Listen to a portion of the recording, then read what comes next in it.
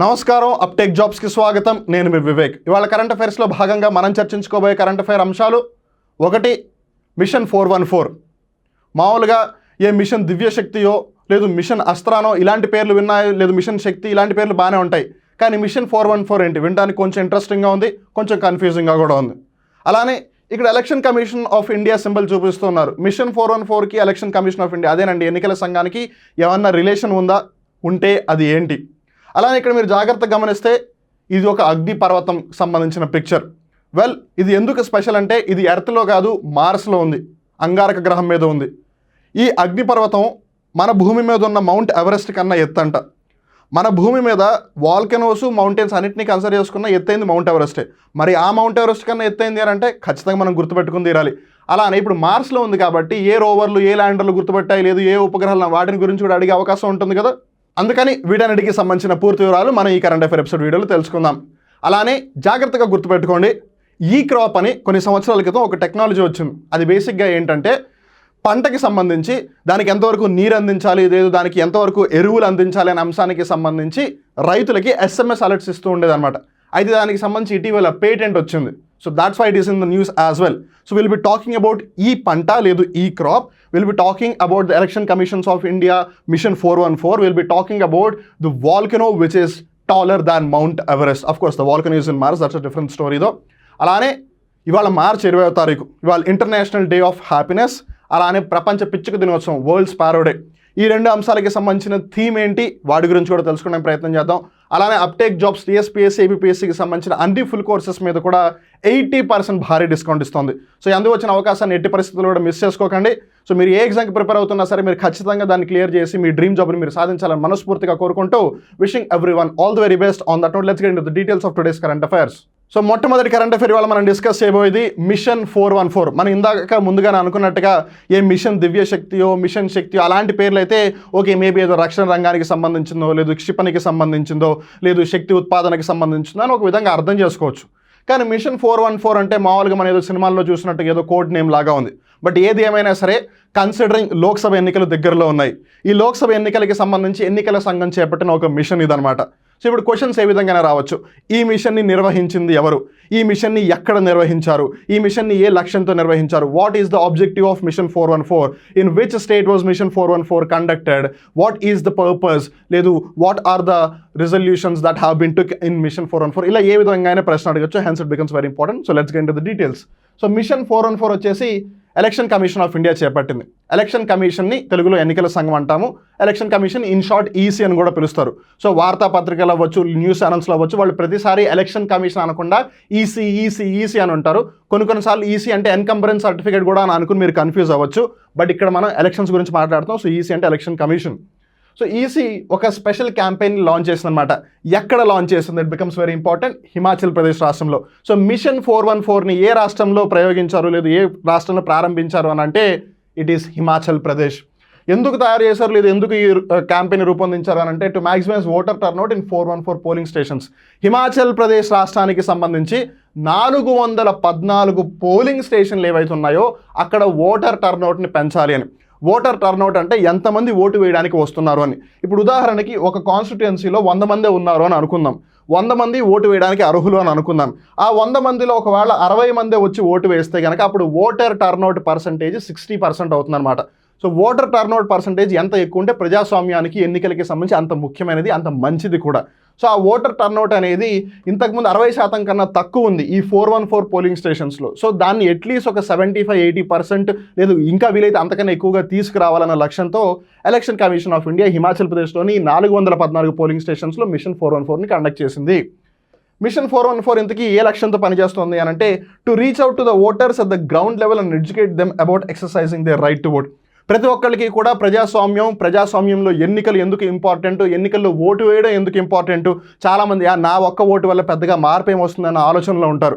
వేసేది ఒక్క ఓటే అయినా సరే అది ఎందుకు అంత ఇంపార్టెంట్ అనేది, అందరూ ఎందుకు కన్సిడర్ చేయాలి, అలా చేస్తే ఏమవుతుంది అనేది బేసిక్గా అందరికీ అవగాహన కల్పించడం కోసమే ఎన్నికల సంఘం ఈ విధంగా ఒక నిర్ణయం తీసుకుని కార్యక్రమాన్ని చేపడుతుంది. అలానే ఇక్కడ ఓన్లీ గోల్ వాళ్ళది కేవలం ఓటర్ టర్నౌట్ని పర్సంటేజ్ని పెంచడం మటుకే కాదు. మహిళల యొక్క ఓటర్ టర్నౌట్ని కూడా, అంటే ఓటు వేసే వాళ్ళలో ఇప్పుడు మహిళలు కూడా ఉంటారు కదా, మరి వాళ్ళు కూడా వచ్చి ఓటు వేసేలా ఉండాలి. ఇప్పుడు చాలా ఊళ్ళల్లో ఎస్పెషల్లీ గ్రామీణ ప్రాంతాల్లో లేదు మరీ ముఖ్యంగా ఉత్తర భారతదేశంలో ఏమవుతుందనంటే ఏముందిలే మేము వేసేస్తాం ఓటు, ఆడవాళ్ళు ఇంట్లో ఉండండి పెద్దగా ప్రాబ్లం లేదు అని చెప్పిన దాఖలాలు కూడా ఉన్నాయి. అందుకని మహిళలు కూడా బయటకు వచ్చి ఓటు వేయాలనే ఉద్దేశంతోనే వాళ్ళు మహిళల ఓటర్ టర్నౌట్ పర్సంటేజ్ మీద కూడా ఎఫర్ట్స్ పెడుతున్నారు. దీనికి సంబంధించి మహిళా ప్రేరక్స్ అంటే మోటివేట్ చేసేవాళ్ళు అర్థం అనమాట, మోటివేటర్స్. సో ఉమెన్ మోటివేటర్స్ని కూడా అపాయింట్ చేసి ఈ అంశానికి సంబంధించి ఇంకా ప్రమోట్ చేయాలి అని. సో మిషన్ 414 ఎక్కడ జరిగింది? హిమాచల్ ప్రదేశ్. ఎన్ని పోలింగ్ స్టేషన్స్? 414 polling stations. ప్రస్తుతం 60% కన్నా తక్కువ ఓటర్ పర్సంటేజ్ ఉంది అక్కడ, దాన్ని ఇంకా పెంచాలి అని. అలానే మహిళలను ఉద్దేశించి కూడా వాళ్ళు మహిళా ప్రేరక్స్ని కూడా నియమిస్తున్నారు. That is most important.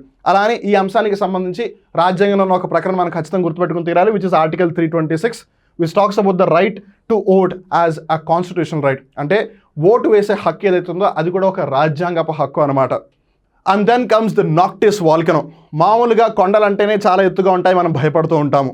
అగ్నిపర్వతాలు బ్రద్దలైతే అమ్మో బాబు అక్కడి నుంచి పరిగెత్తాలి అనుకుంటాము. కొన్నిసార్లు బ్రద్దలు అవ్వకపోయినా సరే వాటి యొక్క ఎత్తును చూసి మనం భయపడుతూ ఉంటాము. ఉదాహరణకి మౌంట్ ఎవరెస్ట్ వాల్కనో అగ్నిపర్వతం కాకపోయినా స్టిల్ మన భూమి మీద ఉన్న అత్యంత ఎత్తైన శిఖరం అది. It is the tallest peak or the highest peak. దానికన్నా ఎత్తైన ఒక అగ్నిపర్వతాన్ని మార్స్లో గుర్తించారు. సో అందుకని దాని గురించి తెలుసుకోవడం చాలా చాలా important. It is recently discovered volcano on Mars nestled between Noctis Labyrinthus and Valles Marineris. ఈ రెండు ప్రాంతాల మధ్యలో ఆ వాల్కనో ఉంది. సో మీరు ఇక్కడ దాని యొక్క ఊహా చిత్రాన్ని గమనించవచ్చు. నాక్టిస్ వాల్కనోది, నాక్టిస్ లెబరింథస్ అలానే వాలిస్ మెరినెరిస్ మధ్యలో ఐడెంటిఫై చేయబడింది అనమాట. It is one of the largest structure in mass size bigger than the size of mount Everest. మనం ఇప్పుడు అనుకున్నాం కదా, భూమి మీద అత్యంత ఎత్తైన శిఖరం మౌంట్ ఎవరెస్ట్ కన్నా ఎత్తైనది ఈ నాక్టిస్ volcano. The discovery was made using data from a suite of missions including NASA's Mariner 9, Viking Orbiter 1, Viking Orbiter 2, Mars Global Surveyor, Mars Odyssey and Mars Reconnaissance Orbiter. ఇన్ని ఆపరేషన్స్, ఇన్ని మిషన్స్ని ఉపయోగించి వాళ్ళు ఈ వాల్కనోను గుర్తించారు. So it's not that easy. So ఇప్పుడు మీరు జాగ్రత్తగా గమనించాల్సింది, మీకు ఒక హోంవర్క్ ఇస్తున్నాను. మామూలుగా హోంవర్క్ స్కూల్లో ఇస్తుంటారు మీరు అనుకోవచ్చు, నేను మీకు కూడా ఒక హోంవర్క్ ఇస్తున్నాను. ఆ హోంవర్క్ ఏంటంటే ఇప్పుడు ఈ మిషన్స్ అన్నీ కలిపి ఈ నాక్టిస్ వాల్కనోని ఐడెంటిఫై చేసాయి. అయితే ఇంతకీ వీటి యొక్క ఆబ్జెక్టివ్స్ ఏంటి? అలానే ఇస్రోకి సంబంధించి రీసెంట్ పాస్ట్లో జరిగిన ఏవైతే మిషన్స్ ఉన్నాయో వాటి యొక్క ఆబ్జెక్టివ్స్ ఏంటి, వాటిని కూడా మీరు చాలా జాగ్రత్తగా స్టడీ చేయాలి. That is your homework. And తర్వాత కరెంట్ అఫైర్ వచ్చేసి ఈ క్రాప్. మామూలుగా ఈ కామర్స్ అంటే వ్యాపారం అనేది ఇంటర్నెట్ ద్వారా జరిగితే దానిని ఈ కామర్స్ అన్నారు, లేదు ఈ బిజినెస్ అన్నారు. అలానే ఒకవేళ మనం పంటని ఇంటర్నెట్ని లేదు ఎలక్ట్రానిక్ మీన్స్లో ఉత్పత్తి చేయలేదు. అఫ్కోర్స్ మనం ఎలక్ట్రానిక్గా పంటని ఉత్పత్తి అయితే చేయలేము, కానీ పంట ఉత్పత్తికి సంబంధించి ఎలక్ట్రానిక్గా లేదు ఇంటర్నెట్ని ఒకవేళ ఉపయోగం చేసుకుని అంటే యూస్ చేసి దానివల్ల ఒక లబ్ధి పొందితే దాన్ని ఈ క్రాప్ అని అంటారనమాట. ఈ క్రాప్ కొత్తదేమీ కాదు, కానీ మరి వార్తల్లోకి ఎందుకు వచ్చిన డౌట్ మీకు ఖచ్చితంగా వస్తుంది. ఎందుకంటే రీసెంట్గా ఈ క్రాప్ అనే టెక్నాలజీ ఏదైతుందో దానికి పేటెంట్ లభించింది కాబట్టి. ఇది ముందు నుంచే ఉంది. సో కానీ పేటెంట్ ఇప్పుడు లభించింది కాబట్టి ఇప్పుడు కమర్షియల్గా దాన్ని యూటిలైజ్ చేస్తారు కాబట్టి considering that it has been in the news అనమాట. సో బేసిక్గా ఈ క్రాప్ అంటే ఏంటి? It is a crop simulation model based device which provides periodical advice as SMS to growers about water and nutrient requirements. So రైతులకి పంట పండించేటప్పుడు మొక్కలకి ఎంతవరకు నీరు కావాలనేది ఇప్పటికీ చాలామందికి అంతగా పర్ఫెక్ట్గా తెలియదు. కానీ ఒకవేళ ఏదన్నా పరికరం దాని మీద ఫోకస్ చేస్తే కనుక ఎప్పుడు నీళ్ళు ఇవ్వాలి, లేదు ఎప్పుడు నీళ్ళు ఇవ్వనవసరం లేదు, వాడికి ఎరువు యొక్క రిక్వైర్మెంట్ ఎంత ఉంది అంటే ఫర్టిలైజర్స్ అవ్వచ్చు, న్యూట్రియంట్స్ యొక్క రిక్వైర్మెంట్ ఎంత ఉంది, నైట్రోజన్ ఎంత ఇవ్వాలి, ఫాస్ఫరస్ ఎంత ఇవ్వాలి, పొటాషియం ఎంత ఇవ్వాలి, సల్ఫరు, మెగ్నీషియం, కాల్షియం, ఇవి కాకుండా ఇంకేమన్నా మాలిబ్డినం లాంటివి ఏమన్నా ఇంకా ఇవ్వాలా, తక్కువగా ఇవ్వాలా, ఎక్కువ పరిమాణంలో ఇవ్వాలా, ఇవన్నీ కూడా రైతులకి SMS ద్వారా అలర్ట్స్ ఇస్తుంది ఈ క్రాప్ డివైస్ అనమాట. ఇక్కడ మీరు ఒక ఇల్లస్ట్రేటివ్ ఎగ్జాంపుల్ గమనించవచ్చు. సో బేసిక్గా అక్కడ ఒక SMS లాంటిది వచ్చింది. Let's try to understand that. ఈ క్రాప్ ఖరీఫ్ 2002 పంట నమోదు వివరములు, ఈ క్రాప్ నందు బుకింగ్ నెంబరుతో శ్రీ నంగిరెడ్డి సత్యనారాయణ గారు ఈస్ట్ గోదావరి జిల్లా గోపాలపురం మండలం కొవ్వూరు గ్రామం సర్వే నెంబర్ ఇచ్చి వాళ్ళు ఏమంటున్నారు, మీరు సాగు చేసిన పంట వరి రకము MTU 1064 నమోదు చేయబడినది, ధన్యవాదములు ఆంధ్రప్రదేశ్ వ్యవసాయ శాఖ అని అంటున్నారు. So this is just an illustrative example, అంటే మీకు అర్థం అవడం కోసం అక్కడ ఉందన్నమాట. అలా పంట వేసిన తర్వాత ఆ పంటకి సంబంధించి ఇప్పుడు అగైన్ ప్రతి క్రాప్ వెరైటీకి కూడా సేమ్ అమౌంట్ ఆఫ్ వాటర్ అవసరం ఉండదు. కొన్నిటికి ఎక్కువ కావాల్సి వస్తుంది, కొన్నిటికి తక్కువ కావాల్సి వస్తుంది. సో వాళ్ళు వెరైటీ కూడా ఐడెంటిఫై చేస్తున్నారు కాబట్టి దానికి తగ్గట్టుగా వాటర్ రిక్వైర్మెంట్ చెప్తుంది, దానికి తగ్గట్టుగా ఫర్టిలైజర్ న్యూట్రియంట్ రిక్వైర్మెంట్ చెప్తుంది. సో దట్ ఫార్మర్ కూడా ఎక్కువగా ఇన్పుట్స్ పెట్టాల్సిన అవసరం లేదు, unless and until it is required. అవసరం అయితే తప్పితే రైతు ఎక్కువగా ఇన్పుట్స్ ఇవ్వాల్సిన అవసరం ఉండదు. సో దట్ ఖర్చు తగ్గుతుంది, అప్పుడు ఆబ్వియస్లీ రాబడి పెరుగుతుంది. సో రాబడి పెరిగితే ఆబ్వియస్లీ ఖర్చు తగ్గింది కాబట్టి output will be more, selling price will be more and cost price is less కాబట్టి ఫార్మర్ ప్రాఫిట్లోకి వస్తాడు. అండ్ ఇప్పుడు దీనికి సంబంధించిన ఇంకో ముఖ్యమైన అంశం ఏంటంటే దీనిని ఎవరు అభివృద్ధి చేశారు అని. సంతోష్ మిత్రా అని అతను అభివృద్ధి చేశారు. ఇతను central tuber crops research institute ఏదైతే కేరళ రాష్ట్రంలో ఉందో అక్కడ పనిచేస్తూ ఉంటారనమాట. దీనికి ఇటీవల పేటెంట్ లభించింది. That is why it is in the news. So farmers, రైతులు ఎవరైతే ఉన్నారో వాళ్ళు కృహి కృత్య అనే యాప్ను ఉపయోగించి వాళ్ళు సమాచారాన్ని తీసుకోవచ్చు, అలానే సమాచారం ఇవ్వచ్చు. ఇప్పుడు సాయిల్లో మాయిశ్చర్ ఎంతవరకు ఉంది వాటిని కూడా తెలుసుకోవడం చాలా ఇంపార్టెంట్ కదా.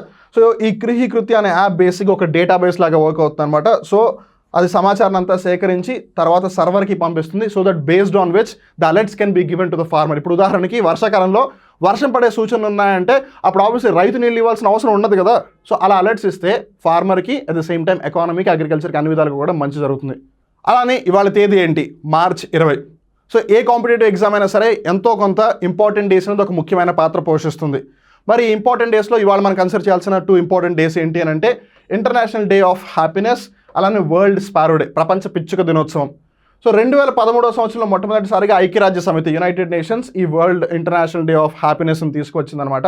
సో ఎందుకు తీసుకొచ్చింది అని అంటే ప్రపంచంలో మెల్లిమెల్లిగా జనాలందరూ కూడా హ్యాపీగా ఉండడం మర్చిపోతున్నారు. అలానే ఎందుకు హ్యాపీగా ఉండాలి అన్న సంగతి కూడా మర్చిపోతున్నారు.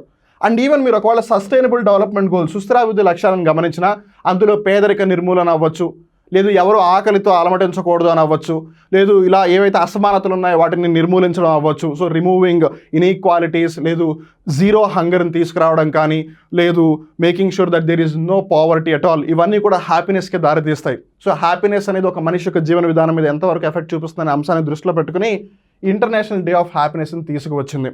అలానే వరల్డ్ స్పారో డే, మనిషి యొక్క జీవితానికి అలానే పిచ్చుకి ఏదో ఒక అవినాభావ సంబంధం ఉంది. ఎన్ని పక్షులను చూసినా ఒక పిచ్చుక మన దగ్గరికి వచ్చిందంటే ఎక్కడో తెలియని ఒక ఆనందం వస్తుంది. సో ఏది ఏమైనా సరే పిచ్చుకలకి సంబంధించి అవగాహన పెంచడం కోసం, అలానే పిచ్చుకల యొక్క జనాభా రోజు రోజుకి తగ్గిపోతుంది.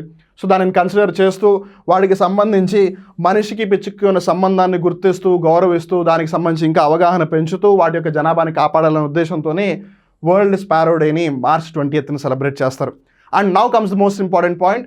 సో ఎవ్రీ ఇయర్ ప్రతి ఇంపార్టెంట్ డేకి మోస్ట్లీ ఏదో ఒక థీమ్ ఉంటుంది. సో ఇంటర్నేషనల్ డే ఆఫ్ హ్యాపీనెస్కి అలానే వరల్డ్ స్పారో డే, ఈ రెండింటికి ఈ 2024 సంవత్సరానికి సంబంధించిన థీమ్స్ ఏంటంటే మిమ్మల్ని ఖచ్చితంగా అడిగే అవకాశం ఉంటుంది. So let's try to talk about the themes now. So మరి 2 ఇంపార్టెంట్ డేస్ కదా. ఇంటర్నేషనల్ డే ఆఫ్ హ్యాపీనెస్కి సంబంధించి 2024 థీమ్ ఏంటి అని గమనిస్తే reconnecting for happiness, building resilient communities. I know నా హ్యాండ్ రైటింగ్ మేబీ చాలామందికి అర్థం కాకపోవచ్చు, అందుకే నేను మళ్ళీ చెప్తాను. రీకనెక్టింగ్ ఫర్ హ్యాపీనెస్, మనం ఏదైతే ఆనందాన్ని మర్చిపోతున్నామో, ఏదైతే ఆనందాన్ని కోల్పోతున్నామో దానిని మళ్ళీ ఒకసారి గుర్తు చేసుకోవాల్సిన సమయం వచ్చింది. సో దట్ మనం రెసిలియంట్ కమ్యూనిటీస్ని బిల్డ్ చేయగలం. రెసిలియంట్ కమ్యూనిటీస్ అంటే ఏంటి? ఇప్పుడు ఎవరు ఆనందంగా లేరనుకోండి, చిన్న సమస్య వచ్చినా అందరూ సతమతం అవుతారు. అదే అందరూ ఆనందంగా ఉంటే అందరూ బలంగా ఉంటారు, ఐ మీన్ మెంటల్లీగా, అన్ని విధాలుగా కూడా. సో అప్పుడు ఒకళ్ళకొకళ్ళు సాయం చేసుకునే విధంగా ఉంటుంది. సో దట్ ఒక బలమైన ప్రపంచాన్ని ఏర్పాటు చేయొచ్చు అనే ఉద్దేశంతో reconnecting for happiness, building resilient communities international day of happiness యొక్క థీమ్. అలానే వరల్డ్ స్పారో డేకి సంబంధించిన థీమ్ చాలా చాలా ఈజీ, అందరూ గుర్తుపెట్టుకోవచ్చు. I love sparrows, I love you బదులు ఐ లవ్ స్పారోస్ అంటే చాలు స్పారో డేకి సంబంధించి. అలానే పిచ్చుకలు ఎవరికి నచ్చవు చెప్పండి? ఇందాక మనం అదే కదా అనుకుంది, మనం ఎన్ని పక్షులను చూసినా సరే ఒక పిచ్చుక మన కంటికి కనిపిస్తే ఎక్కడ లేని ఆనందం వస్తుంది. So I love sparrows, I love sparrows is the theme. ఆ విధంగా గుర్తుపెట్టుకోండి. సో అదండి ఇవాళ current affairs. I hope you have learn something new. ఒకవేళ వీడికి సంబంధించి మీకు ఏ విధమైన ఫీడ్బ్యాక్ ఇవ్వాలనుకుంటే కింద కామెంట్ సెక్షన్లో హ్యాపీగా ఇవ్వండి. అలానే అప్టేక్ జాబ్స్, టీఎస్పీఎస్సీకి సంబంధించి, ఏపీపీఎస్సీకి సంబంధించి అన్ని ఫుల్ కోర్సెస్ మీద కూడా 80% భారీ డిస్కౌంట్ ఇస్తుంది. And remember, TSPSC group 1, TSPSC group 2, APPSC group 2 మెయిన్స్కి సంబంధించి section wise test series with video explanation ఏదైతే ఉందో అది ఫుల్ కోర్స్తో ఆల్రెడీ ఇంటిగ్రేట్ చేయడం జరిగింది. సో మీరు ఫుల్ కోర్స్ తీసుకుంటే ఈ సెక్షన్ వైజ్ టెస్ట్ సిరీస్లు కూడా వాటితో పాటు వచ్చేస్తాయి. మీరు సెపరేట్గా పర్చేస్ చేయాల్సిన అవసరం లేదు.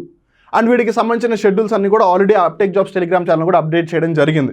సో ఒకవేళ వీడికి సంబంధించి మీకు ఏ విధమైన డౌట్స్ ఉన్నా సరే 9133449696 నెంబర్కి కాల్ చేయండి, లేదా ఈ వీడియో కింద కామెంట్ చేస్తే కనుక మా టీమే మీకు రెస్పాండ్ అవుతుంది. సో ఆన్ దట్ నోట్, మీరు ఏ ఎగ్జామ్కి ప్రిపేర్ అవుతూ ఉన్నా సరే మీరు ఖచ్చితంగా ఎగ్జామ్ క్లియర్ చేయాలని మనస్ఫూర్తిగా కోరుకుంటూ wishing everyone all the very best.